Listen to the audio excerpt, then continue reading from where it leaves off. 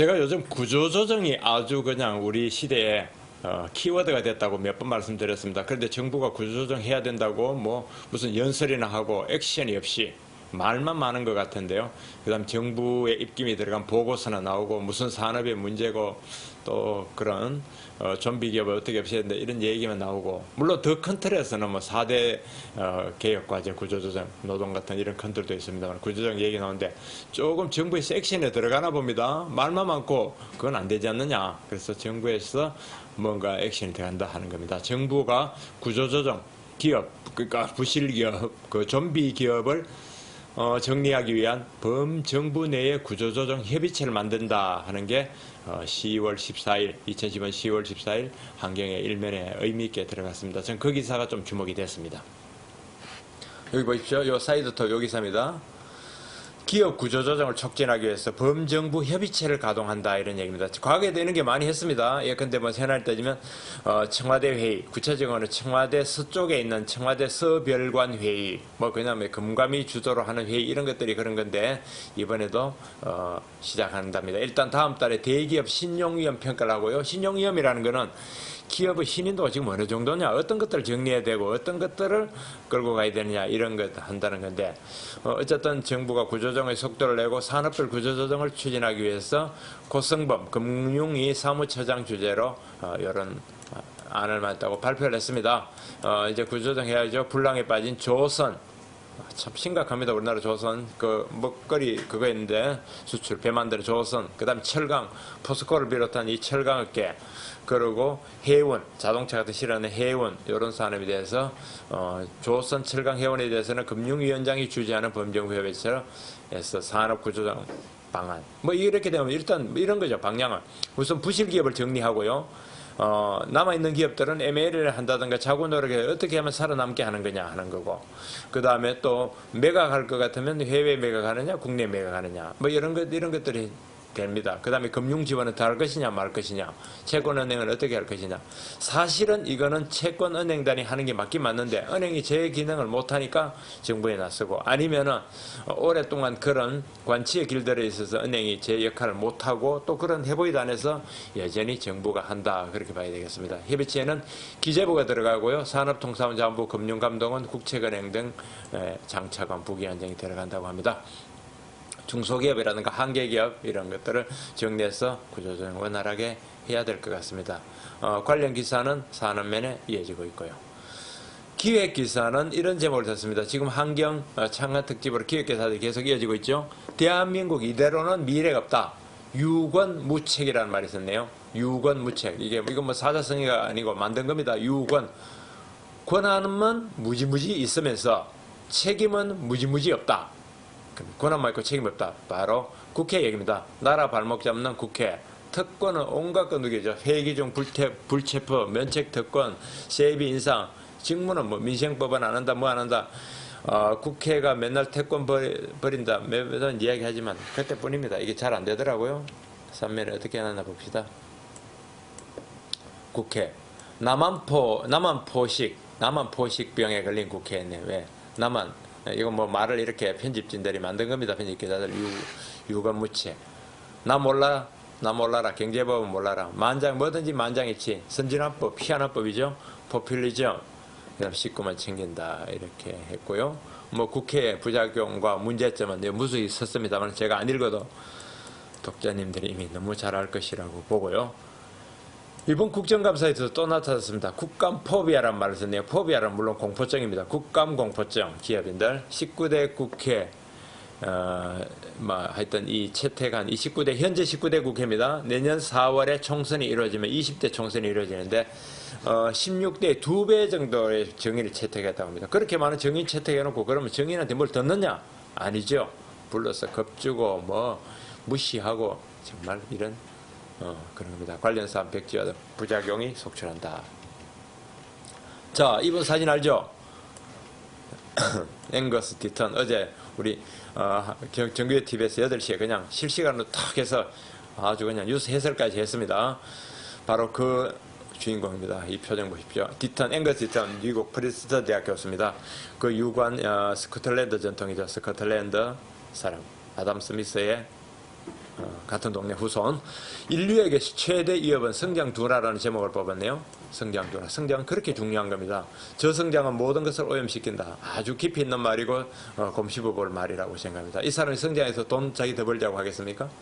성장을 하지 않으면 어떻게 정치가 오염되고 우리가 인간이 빈곤에 들어가서 비인간적으로 되는 그런 사례를 너무나 보니까 성장해야 된다. 그 성장은 결국 불평등, 현상적으로 보이는, 단편적으로 보이는 불평등에서 비롯된다. 뭐 그런 얘기들을 이야기했고요.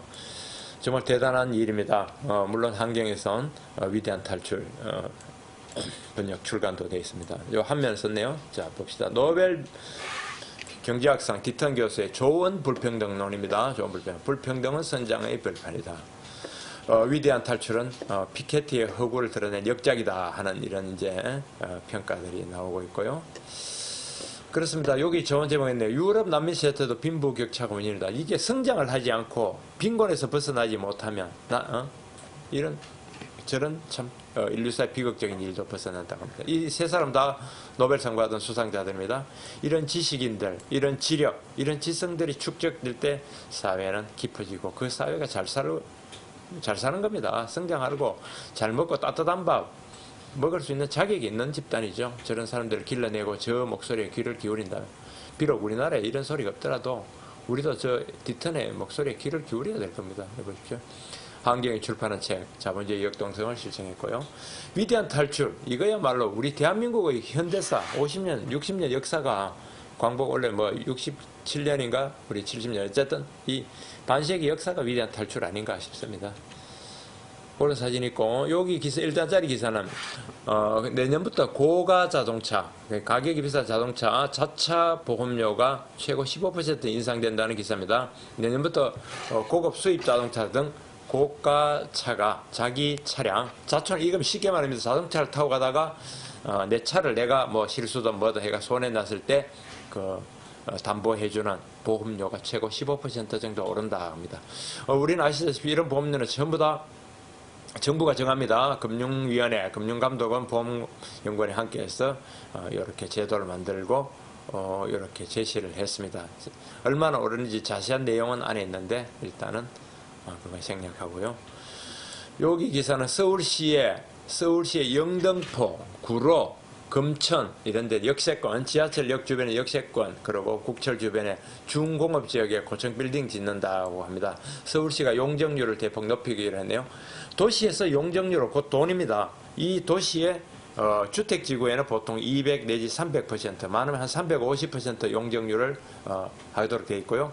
다른 데 가면 뭐 상업지역은 1000%까지 가는 거죠. 용적률은 대지 대비 건축 단면적의 비율입니다. 즉 여기 1000평의 땅이 있는데 용적률이 350%라면 건물의 단면적이 3500평이라는 얘기고 용적률이 1000%다 간다 하면은 1000평의 대지에 10,000평을 그렇게 쓰는 겁니다. 뭐 평 얘기를 하지 말라고요. 평이 입에 익은 걸 어떡합니까? 그러고 다 쓰는 거. 평이, 그것도 웃기죠? 우리가 모두 평이라고 쓰는데 3.3m 평방메타, 3.3m 제곱이라고 굳이 표현하는 것도 평이라고 쓰지 말라고 하니까 억지로 평은 안 써야 되는데 평 단위를 실제로는 쓰는 그런 일이죠.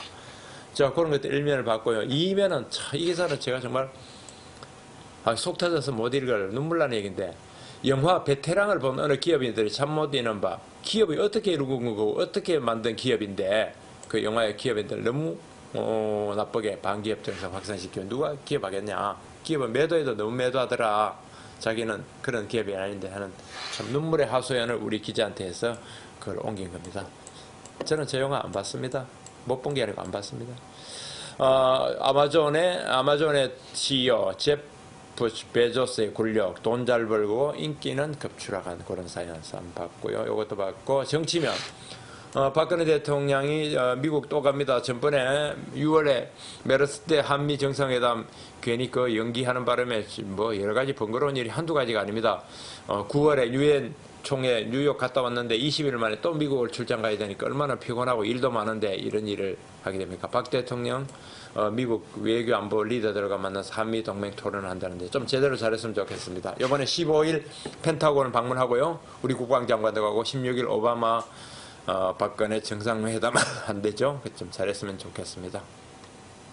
역사교육 정쟁으로 국민 가르지 마라. 이렇게 얘기고요. 국제면 보고 끝내야겠네요. 국제면.